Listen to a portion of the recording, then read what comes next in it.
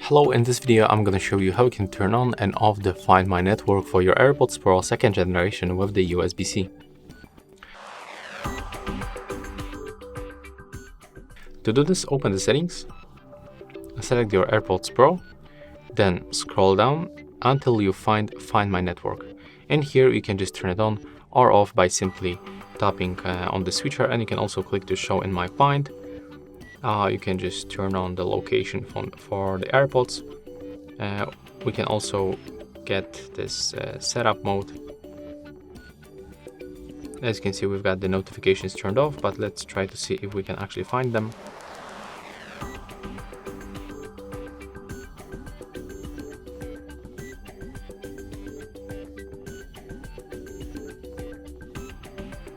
Okay, and as you can see, after a few moments when I open this website, we can finally see our AirPods in the Find My. So basically, when you set them up with your phone, just open this application and wait for a couple of seconds. And as you can see in my case, that's how it works. So yeah, that's all for this video. Hope you like it.